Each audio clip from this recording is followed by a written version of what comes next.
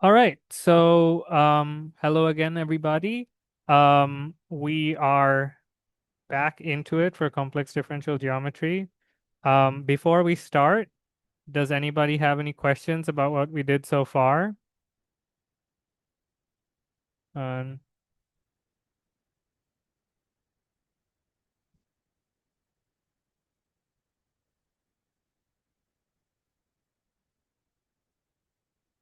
Seems not. So we're going to start off with a brief recap of what we've done so far. I'm going to recap all of um, lecture one.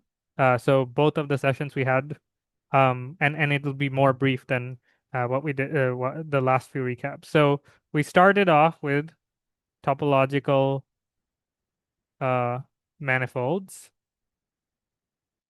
Like I'm just covering the stuff that we defined in the lecture. We technically we were taking topologies for granted.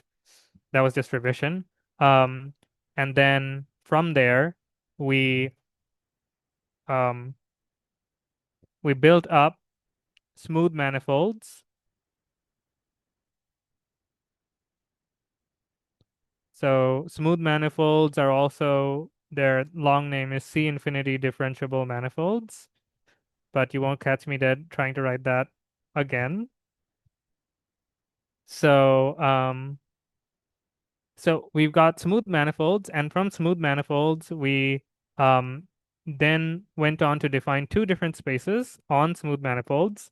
So given that these require differentiation to some extent, if you remember, um, both so tangent spaces, they required some notion of having derivatives and smoothness because we were looking at tangent lines or the generalization of tangent lines. And cotangent spaces were also the kind of the same thing where they were um, these like linearizations. And how would you get a linearization if you didn't act um, a differential operator onto um, mm, onto those objects? So both of these required that smooth structure to be on the manifold in order to start. So now that we have that, we've covered most of the ground that gets us to, well, all of the ground to get us to um, complex manifolds.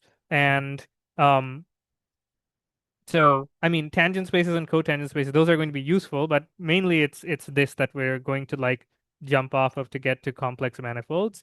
Um, but these are going to become relevant again later on. So, so complex manifolds.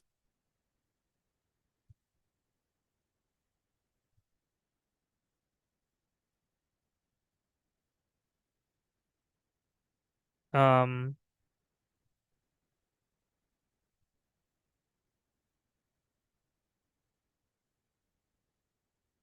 right. So this is going to be kind of a recap of what we've done so far because complex manifolds mainly are the same thing as real manifolds. So let's start with M, uh, a topological manifold.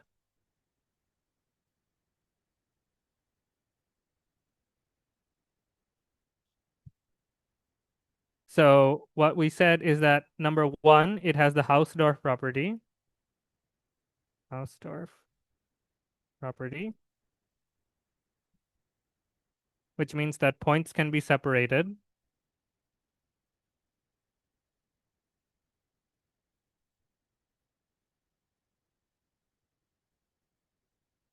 And two, it has second countability.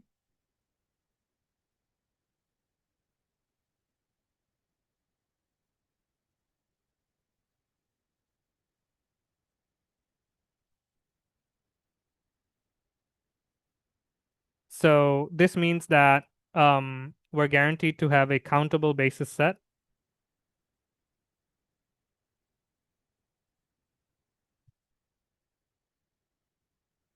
And three, well, this used to be um, that uh, sets on our topology would be homeomorphic to Rn, but now we want them to be homeomorphic to Cn.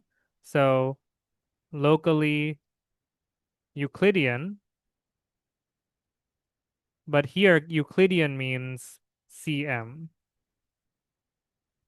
And the specific way in which this is true is that, well, let's say that now we want to think about um, smooth complex manifold. So then what we really want to say is that we want um, there to be a C infinity differentiable structure on M. Now this looks a little bit different when we think about complex manifolds because well, let's describe it first of all. So we want a C infinity atlas. So that is a set of charts which looks like an open set on the manifold plus a homeomorphism uh, that maps that open set on the manifold to an open set on CM in this case instead of uh, on, yeah, so U alpha is homeomorphic to let's say V, which is a subset of CM. Okay. And oh, right, I should keep this straight. The M should be on the bottom. I'll get to that in a moment. And secondly, we have the chart transition maps, which we are going to be calling phi alpha beta, which is equal to phi beta after phi alpha inverse. Remember, we're going from, let's say alpha and beta are points on that manifold. We're going from the neighborhood of alpha up to the or we're going from the coordinate space. Let me draw it. Since I'm having some trouble, let me draw it. So then you have the manifold. So um, that would be alpha, phi alpha, and that would be phi beta going to this chart. So in order to go straight from this chart to that chart, we would first need to go backwards up to the manifold and then back along phi b. So this is against, so that's phi alpha inverse, and that is phi beta. So that's how we get these. So, oh, right, one last thing that I forgot last time is that this has to be an open cover of M. And these maps have to be C infinity compatible. Now here's the rub, which is that C infinity compatible for a complex space is different. So what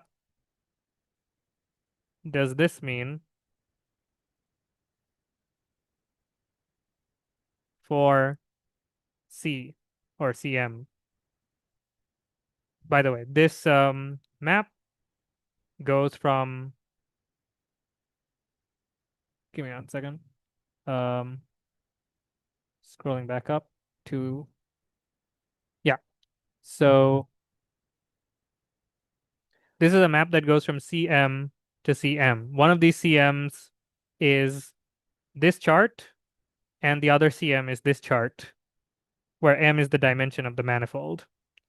Right. So what does this mean for CM? Well, let's think about what differentiability means in R and in C. So we have the copy of the real line. 0 is somewhere over here. If we pick a random point on the line, then let's say there's a function on this real line, and that is being captured by this axis. But if we wanted to find the derivative at this point, if we wanted to know whether there was a derivative at this point, then what we would have to do is we would have to approach it from this side, from the right, I'm going to call that R, and from the left. And only if the limit existed in both directions and they were both equal to each other, um, only then can we say that the point is uh, differentiable. So the derivative has to match on both sides. That the limit that I'm referring to is the limit in the derivative equation, where that limit h tends to 0 of something something, that limit. So in the complex space, uh, well, we can't graph the whole thing now because it would be 4-dimensional, or at least, well, I guess it would be 3-dimensional, but um, well, let's just focus on the input space here. So if we think of P, or let's say it's Q now, if we think of Q as a point in our complex input space, so we're looking at this maybe from the top, and so this is our complex input, and so then we need to check the limit as it exists from every single direction. And this is obviously a much tighter restriction than the one above. And because of this, we need to upgrade our definition of compatibility. Now, when something is differentiable in the real sense, we call it differentiable. But if a function is differentiable in the complex sense, we call it holomorphic.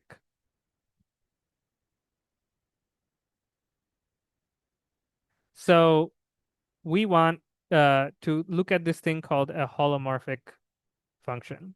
So we want our transition maps phi, alpha, beta to be holomorphic.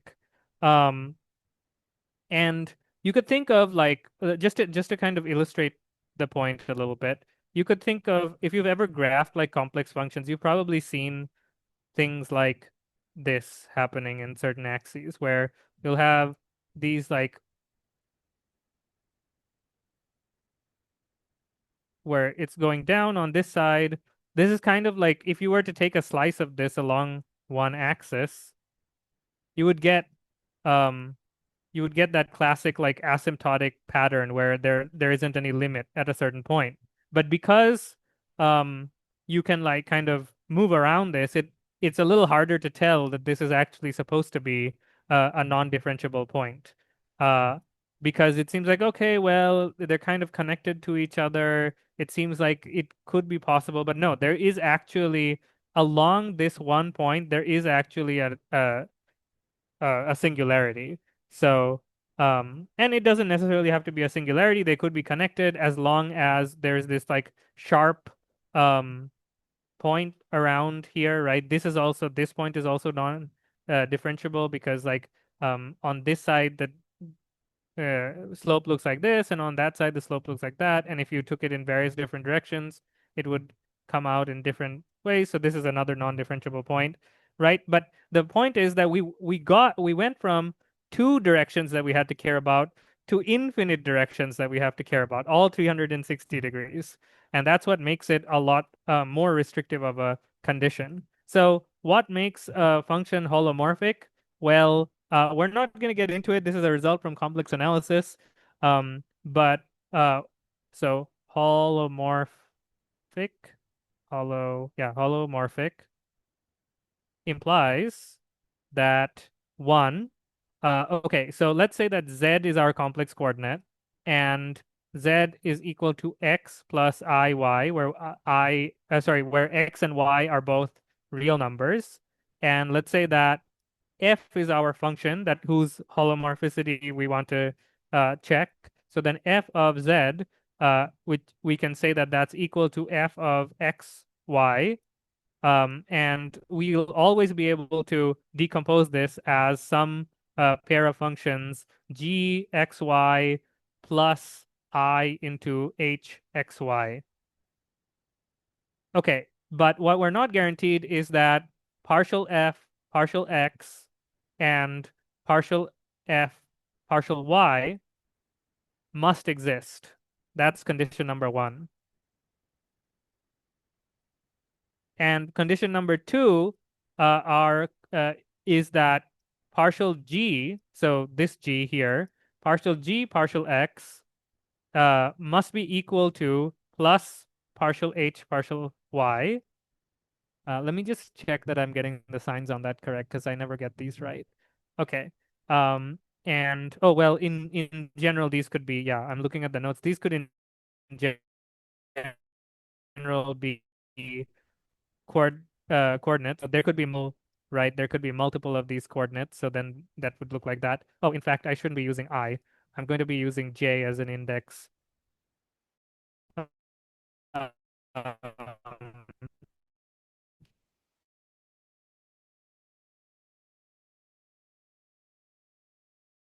H, sorry, partial G, partial YK.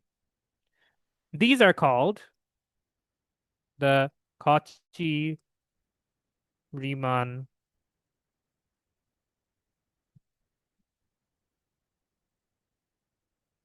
equations.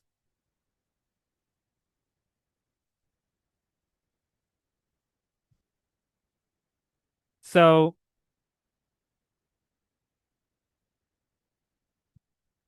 um, these are equivalent to calling like if both of these conditions are true, then the equation is holomorphic. And these equations are also equivalent to uh, saying that partial f partial z bar is equal to 0, where z bar is x minus iy, the conjugate, the complex conjugate. So what it's basically telling you is that f is holomorphic as long as it's not a function of the complex conjugate of z.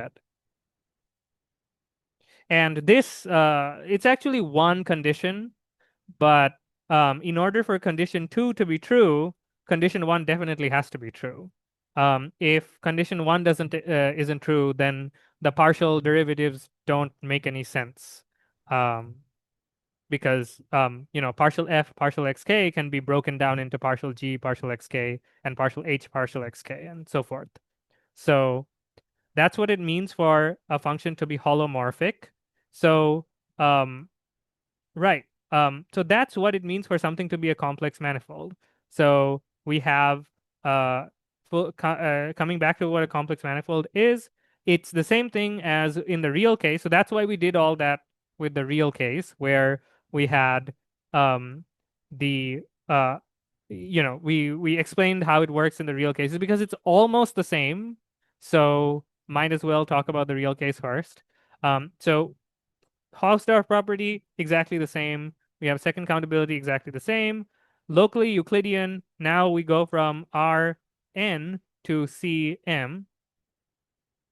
And with the differentiable structure, you uh, require this additional constraint of satisfying the Cauchy-Riemann equations in order to lift that compatibility up to the up to C from R.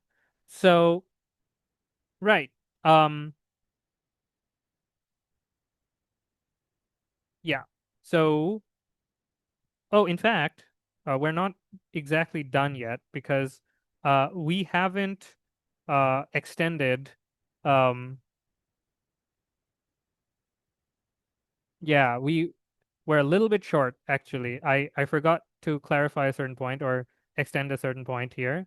Um, so so far what we've done is we've defined holomorphic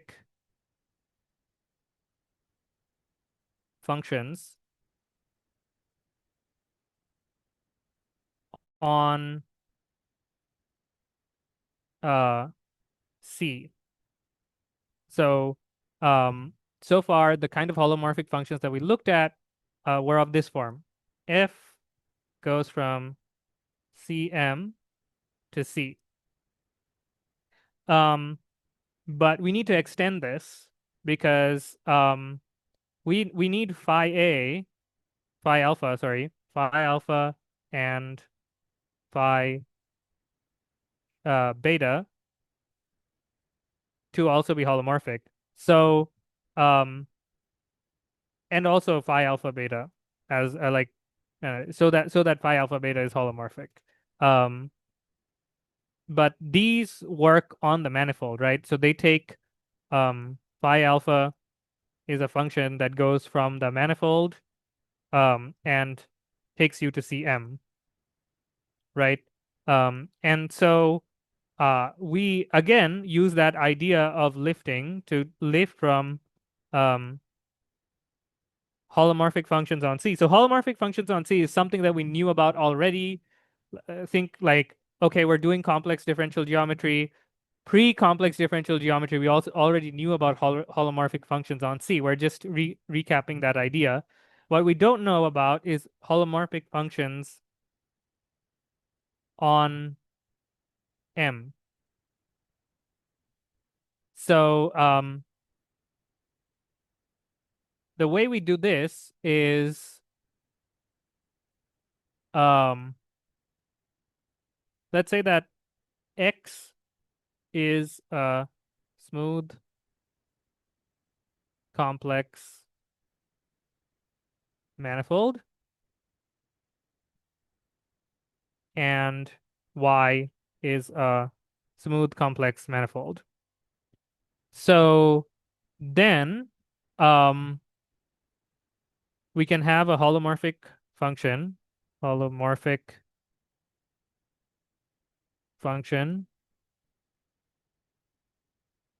f, which goes from x to y. So when we say on, uh, right, this should be on Cm. So when we say on Cm, we mean that it takes inputs from Cm. And when we say on M, that means the holomorphic function takes points on M. So, or from as input, M as input. So, what we mean by this is, well, first of all, we have to take F, and take it into the it's let's say that we want to know whether F is holomorphic in a local neighborhood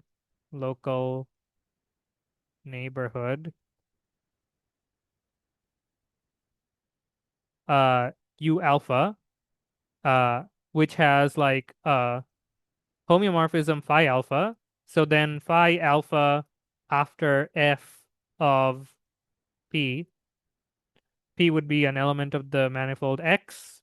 So then phi alpha after P, this would be like we're taking the function F and we're taking it into our coordinate chart that is homeomorphic to, in this case, Cm.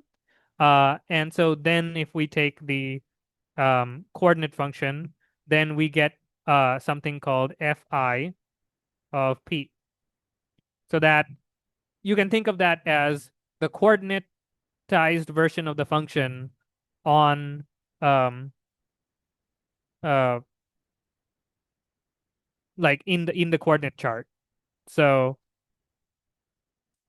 yeah, so we've like separated out all of the coordinates of the output of the function essentially. And in order to do that, we had to take it to our coordinate chart. So, right. So like we started in the manifold and then we had a function on the manifold. We moved it over to the chart. So this is the chart U alpha, or sorry, phi alpha of U alpha. That's the chart. Um, so, well, phi the chart is technically the double of the pair of phi alpha and U alpha, but in this case I'm thinking of the chart as the actual piece of paper, and so I'm saying that the chart is phi alpha of U alpha, which would be the piece of paper that um translates to the part on the manifold. So then you take it over here, and um once you like then you take a point, let's say you have P over here, then you take the corresponding point on the chart, and then you say, okay, well, let's say that this is the ith coordinate. Um, that's what we're taking. We're taking the ith coordinate of the output of F on the chart. Right. So we are saying that each of these functions. Oh, again, I've started using fi. I'm gonna have to get off of that habit from the last few lectures. Uh, but right, so each of these have to be holomorphic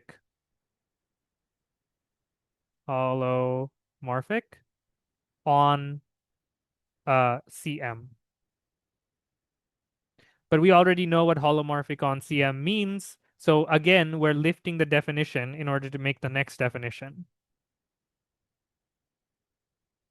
So, right. So this is the specific sense in which phi alpha and phi beta are holomorphic, which then makes phi alpha beta holomorphic because phi alpha beta is a composition of these two. The first one preserves the complex derivative. The second one also preserves the complex derivative.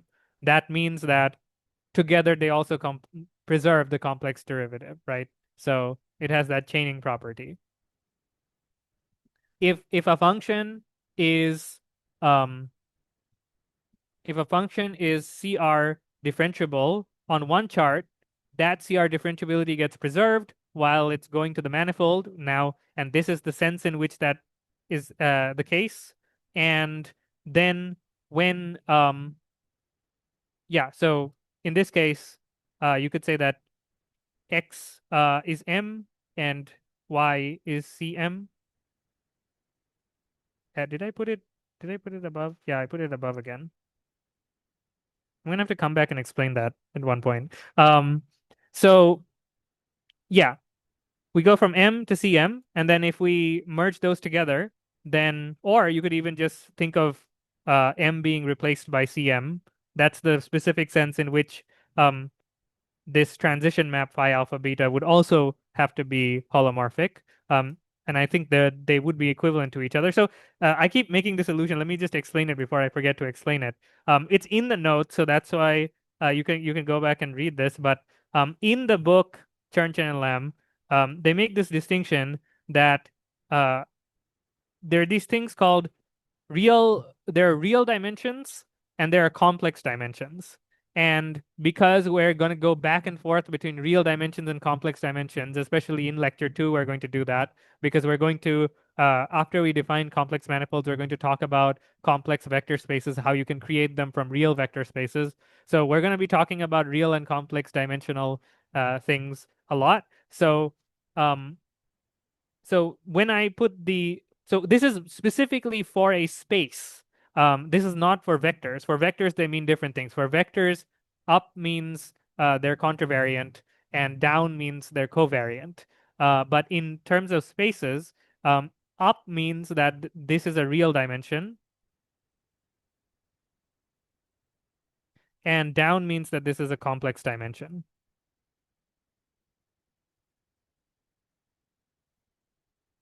And in terms of being a vector space, CM is isomorphic to R2M. And notice that the M in the bottom is, or M on C is at the bottom, and the M on R is at the top, or the 2M. And so, roughly, you could think of like two real dimensions is equivalent to one complex dimension, which kind of makes sense. I mean, we do draw CM and R2M roughly the same way. We have this idea for the complex, and we have pretty much the same thing for the reals as well.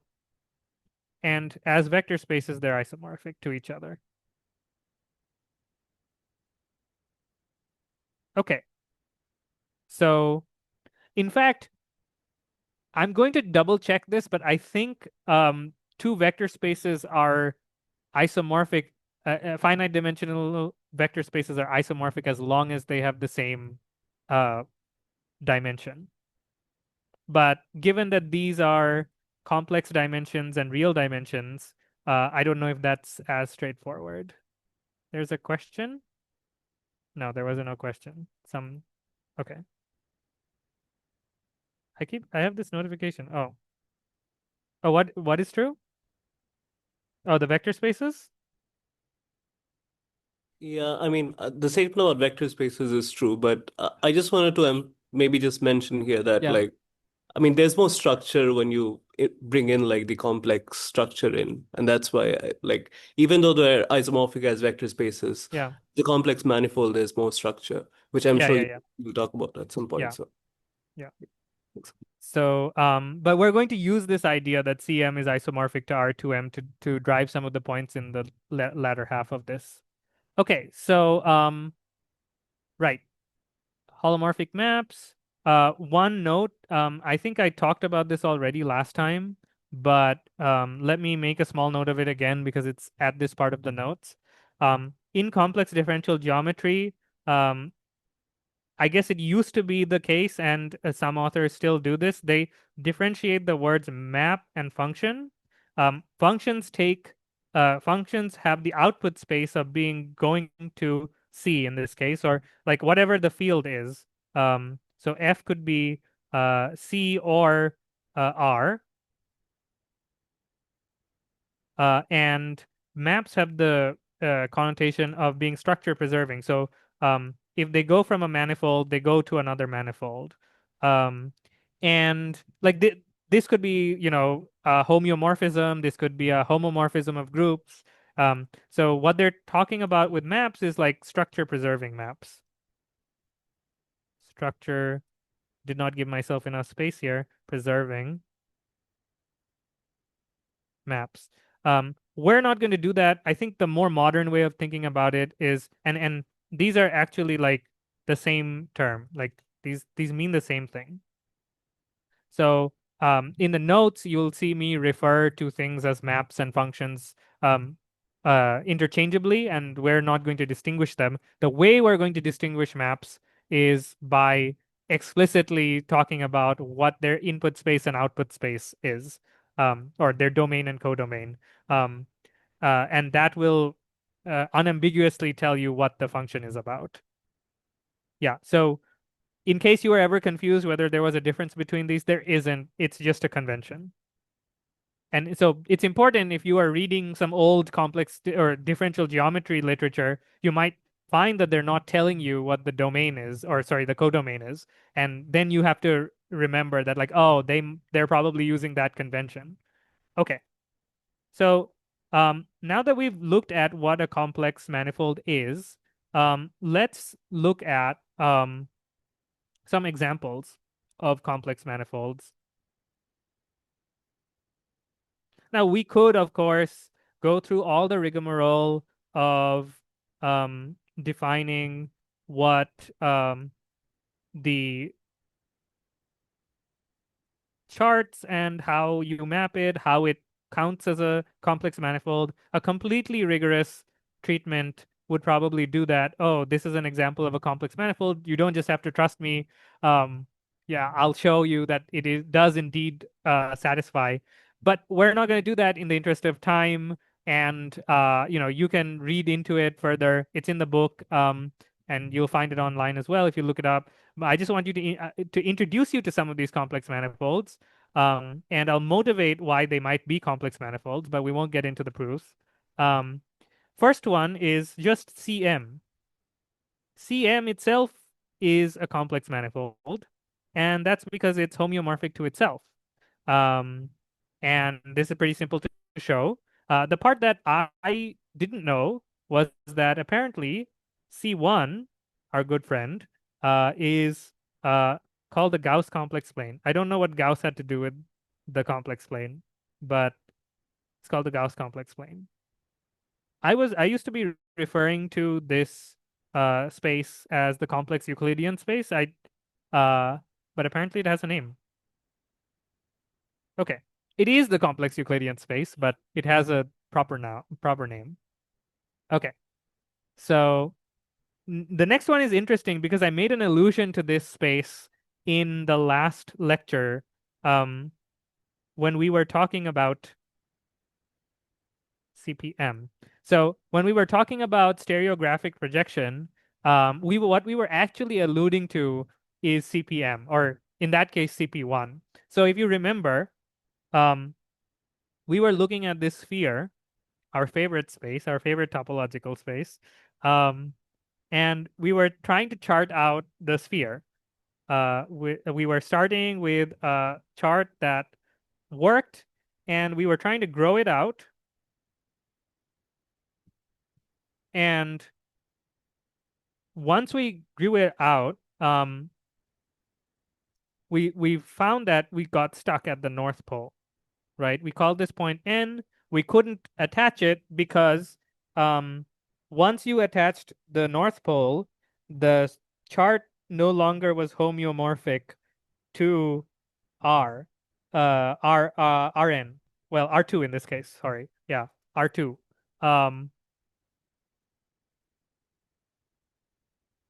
or I suppose you would want to say isomorphic to R2. Um, Now, if we included that point, what space would that turn into? That space would actually be CP M or CP1. So let's see how that works. So the way you construct CP1 is start with, I have a typo here in the notes. I just noticed today.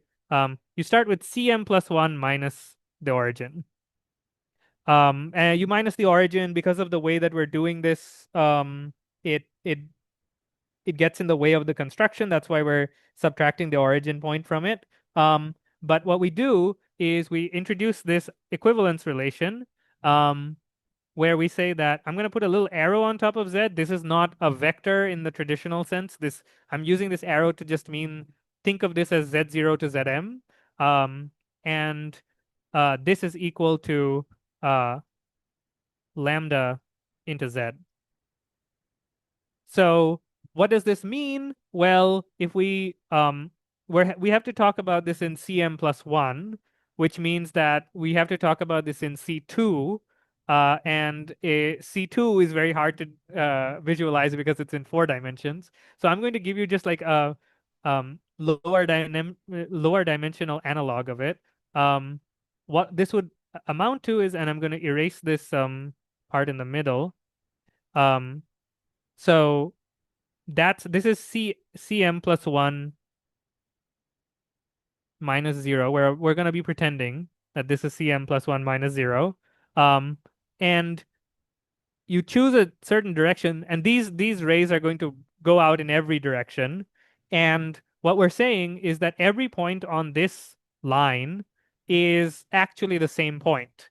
So we're going to treat them as being the same point. So what happens when you do that? Well, then lambda, if we, like, in order to coordinatize this, we have to pick a convention. So let's say that lambda is equal to 1 or something like that, or 2, doesn't really matter. Once we fix lambda, what we'll get, in this case, it'll be a circle. But in the case of actually being C2, what we will get is a sphere. And that sphere happens because we include another point on this. We include a point called the point at infinity. There's a point in addition to, like, that's the point that maps to this point n. It's called the point at infinity. So that's what makes it homeomorphic to the sphere.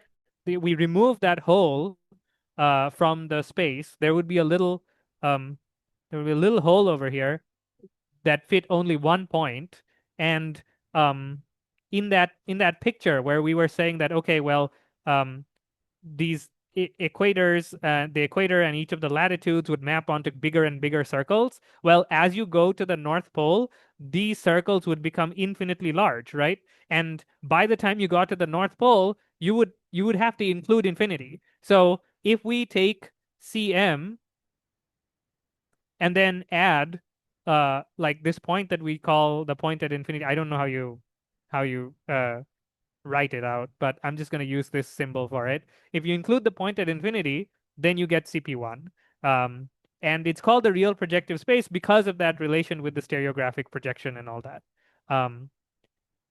And also probably because this is called a projection, that might be the reason. A projective space is one where these vectors, the scale of the vectors don't matter. If you know anything about quantum mechanics, the Hilbert space is also a projective space. The length of vectors in the Hilbert space don't matter. Yeah, that's probably it. But it might be related to the stereographic projection. I am not sure. Right. So CP1 is also called the Riemann sphere. Riemann did a lot of things in complex space, so it makes sense that this thing is called a Riemann sphere. And in general, a 2D surface in 2D complex surface is called, or sorry, a 1D complex surface, a one complex dimensional surface is called a Riemann surface.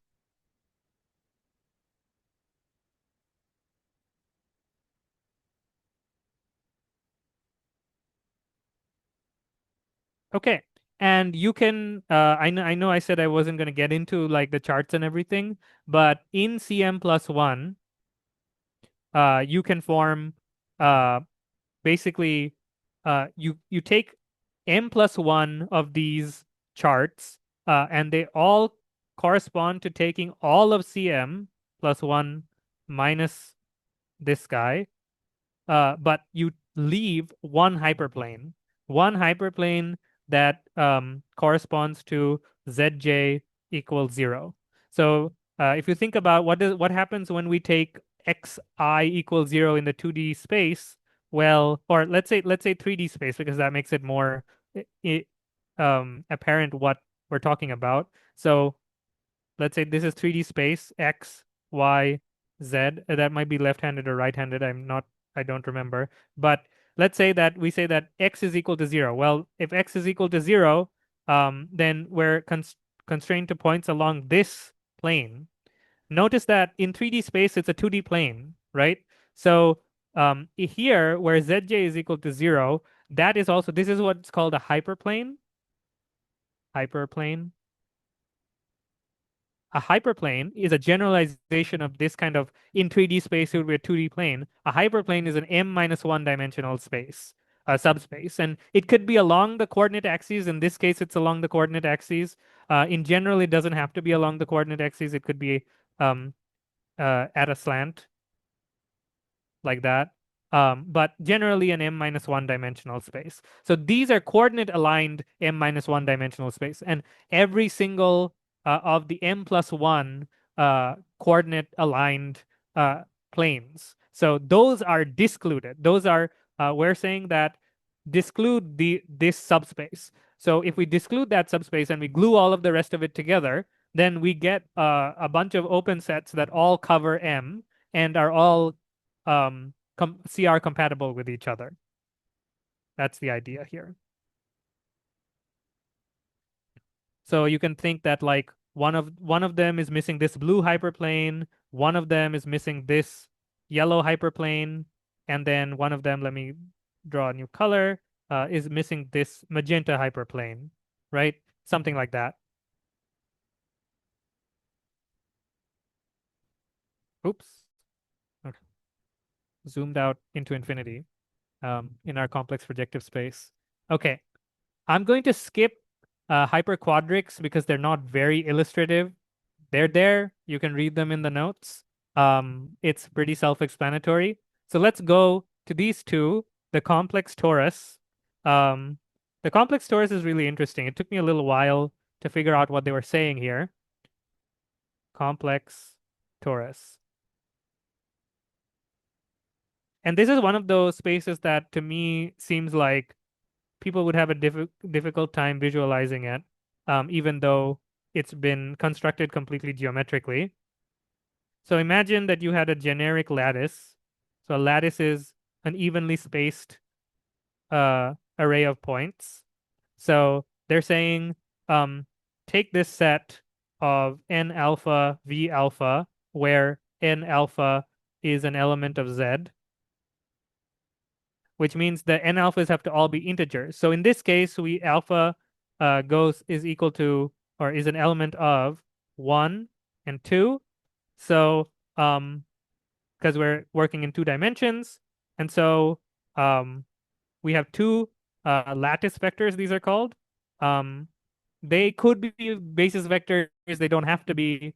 Um, they're just vectors in our vector space. So we have v1, let's say, and v2.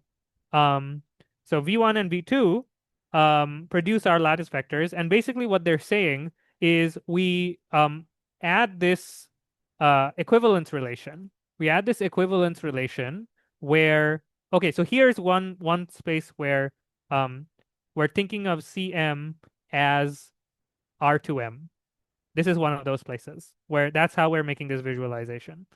Okay, so don't worry yet about how these vectors are acting, like working in complex space. We're just thinking of it as a twice-dimensional real space.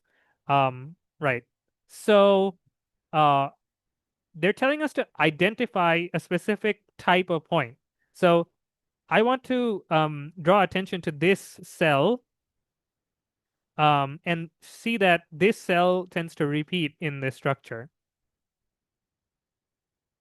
And it's going to repeat ad infinitum in all of the directions. So we are being asked to, like, any point on this uh, parallelogram. In general, it'll be a parallelogram. Um, every corresponding point, meaning if we can go there by v2 or we can go there by v1, right? Then these are points that need to be identified with each other. So what happens? So like imagine these kind of pink points are or magenta points are all over this parallelogram. So there's another one here that needs to be equivocated with the one here, right? And so forth and so forth. Well, what you end up with in this situation is one singular parallelogram. They're an infinite array of tiled parallelograms, and you end up with one singular one. The other, you could think like kind of like origami. We folded all of the other parallelograms into this parallelogram. And so the entire space is captured in this parallelogram. Now, because the space repeats, this line is actually the same thing as this line. And similarly, this line is the same thing as this line. Um, this is like that kind of usually the way people will describe this is that it's a Pac-Man universe. If you go up, you emerge at the bottom and you keep going. And if you go to the right, you emerge on the left and you keep going. Um, and I mean, if you want to think about it that way, you would emerge with the same uh, perpendicular velocity or whatever. That's kind of the idea from the other. So if you went in like that, then you would come out. Uh, yeah, I mean, you would come out according to the angle that you make out of that uh, there. That's not too important for the math. What's important is that means that we have to glue this side to that side, and we have to glue this side to that side. When we glue this side to that side, what happens is we get, well, let's do one first. Well, let's do the magenta one first. What happens?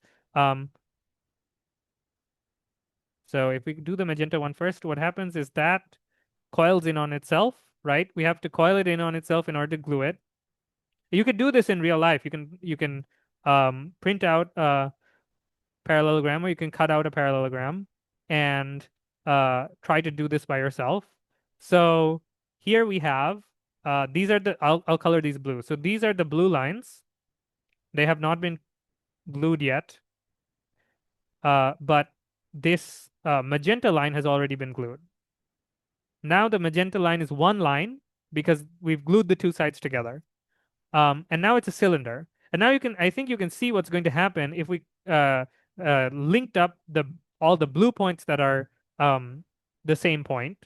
Like the same thing that we were saying, like this point is that point, this point is this point, and all of the points on the circle have their corresponding point on the other circle. If we were to do that, what would happen is we would get something like this. I mean, we've already said that this is going to be a torus. But there we go. So we already had this guy. Oh, right. This would go along the length of the torus. I guess you could call it the length. And this side would be glued like that, where we would have bent the two sides of the cylinder and then bent them around until they connected with each other. Um, and notice that two of the points got merged together. And now the last 2 points will now also get merged together. And there will be 1 point left on this torus. So this is T2, which is isomorphic. Okay, well, we'll get to that in a little bit, but this is it. So this is a copy of T2, except now instead of it being having a real space on it, it has a complex space. It has one-dimensional. It's as a 1D complex manifold, which has more structure than the real version manifold.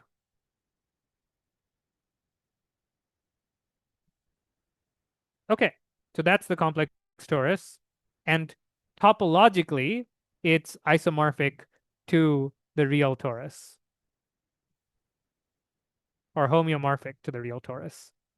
Okay, the last one that we were going to talk about is the Hopf manifold.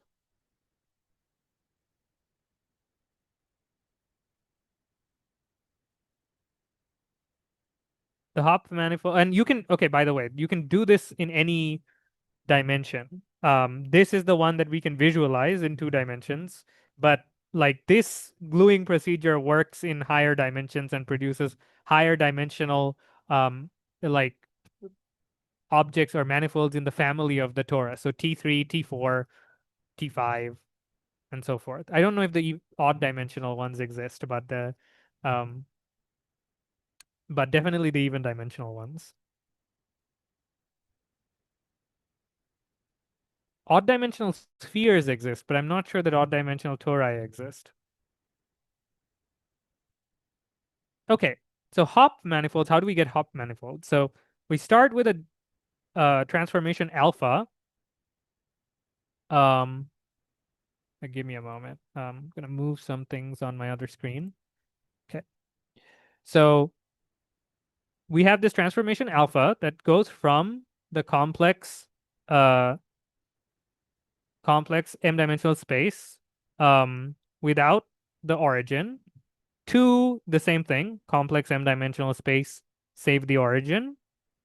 So um, so this is a transformation. This transformation is given by Z alpha of Z arrow. So this is again Z1 dot dot dot Zm is equal to 2 Z arrow. So basically every arrow to a complex point on the complex plane, we're multiplying that, scalar multiplying that by 2. So what does that do? Well, okay, before I get to that, one thing I forgot to talk about is that this thing that we constructed here is called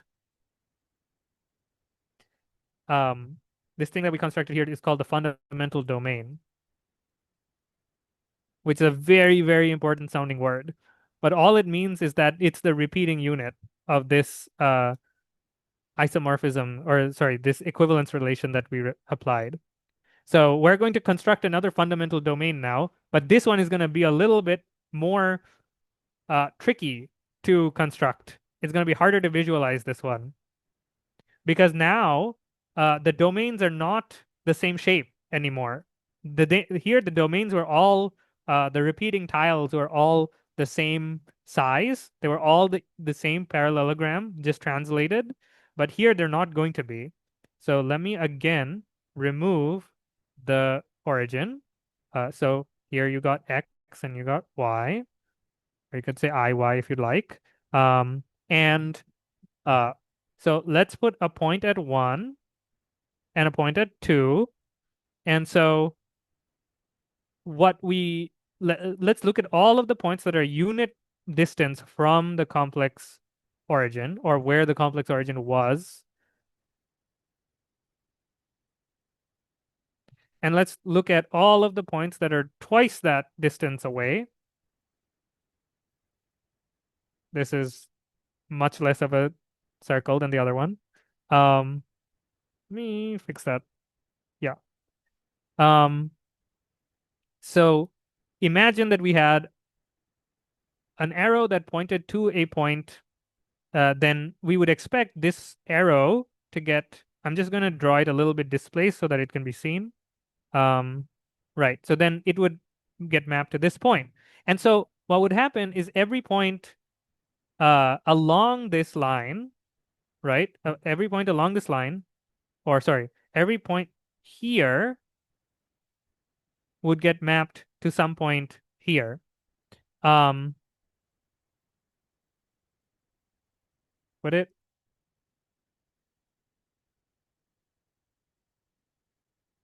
Yeah, something like that. One would get mapped to two, 1.1 would get mapped to, yeah, so that's how it would work. So all of these would get mapped somewhere here. So um, this would get mapped somewhere over there. So, but the point is that there's this repeating unit, but the repeat is getting bigger. So the next ring would be at 4. So you could imagine there's like another circle that ends at 4, and then another circle that ends at 8. And so the repeating units, they're all these like slices of a donut. It's called an annulus. This shape is called an annulus. So it's like when you cut the donut in half and you look at the part that you put the cream cheese on, that's the annulus. So right. So we it's easier to understand the idea that you're folding a bunch of parallelograms that look the same onto each other. But if you want to fold bigger spaces into smaller spaces, that starts to get funky. But that is indeed what we're going to have to do. This big space gets folded into this space, which gets folded into this space. And I think that you could realistically think of any of these as the fundamental domain, but the book uses this one as the fundamental domain.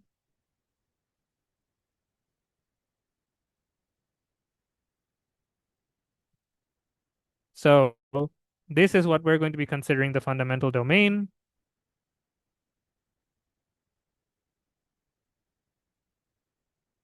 And if you're curious, they go infinitely in the other direction too, which is fascinating. So there's one at half, there's one at a fourth, and they keep going. So, and this space doesn't have any center to it. So they're all annuli. So we can, when we're saying, okay, we can only fold like the same shape onto the same shape, other than the scaling, they all do have the same shape. So where you're left with this part where then we have to glue these two sides, just like we did with the torus. We have to glue these two sides. And when we glue these two sides, what happens? Well, if you think about it, I have a smaller circle. I'm like curving it around. I'm putting it onto the bigger circle.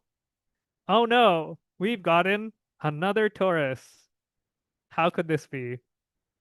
It seems like we all only get tori up in here.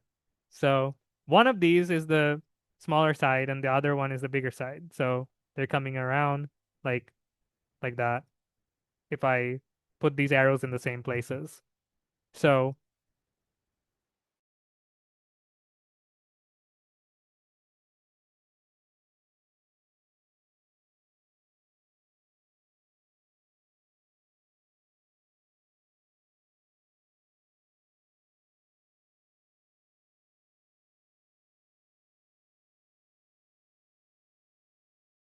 you um kind of like strung these together with circles. That's what we're doing here. That would give you a torus.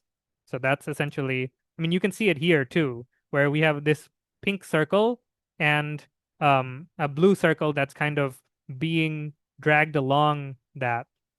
That's kind of what products do here. In general, there's a typo here in the notes as well. This is going to be S2M minus 1. I wrote plus 1 um, in the notes times S1. So in higher dimensions, I don't think this tends to give you a circle or a torus. But so the higher dimensional Hopf manifolds are different. But this is kind of the idea here. Um, so yeah, that is our last example of a complex manifold. So I'm gonna take a short break now and uh, get some questions from people. And also, do you think that this is a good stopping point? Because we're actually at the end of the first part of the lecture. We're at 2.2, which is complex structures on vector spaces. Although I'm a little worried, complex structures on vector spaces is a little longer than this part. So we could try to cover some of it today.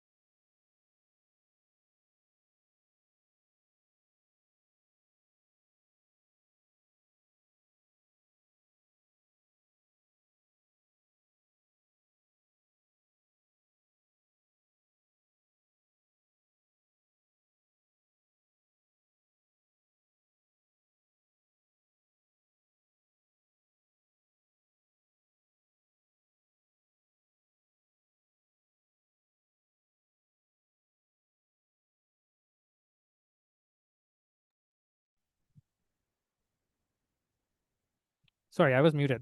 I was talking. Anyway, let's do a small recap for today and then we'll end it. So,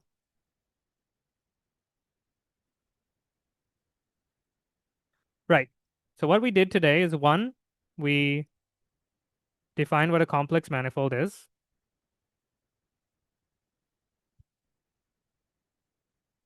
It's very similar to a real manifold. Real manifold plus being isomorphic or yeah, homeomorphic to CM plus holomorphic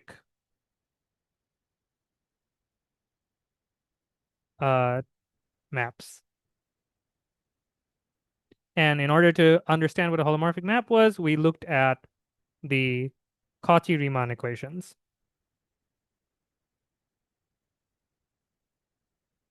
And so then we used our notion of holomorphic maps on on CM to construct holomorphic maps on the manifold.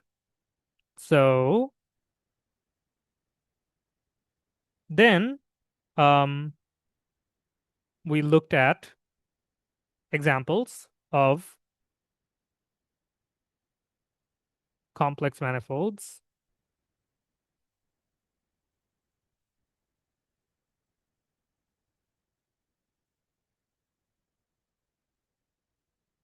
We looked at CM itself. We looked at the second one was CP1. Yeah, CP1 or CPM. The third one was complex tori.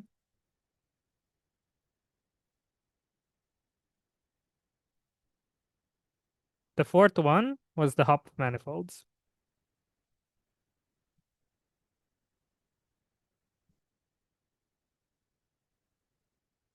And so next time, we will be looking at the complex structure J.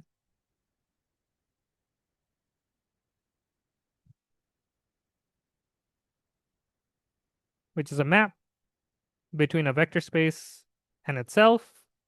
And it allows us to kind of, again, this idea of lifting things. So we're lifting the idea of the imaginary unit to the realm of vector spaces. So we have this idea that J square is equal to -1.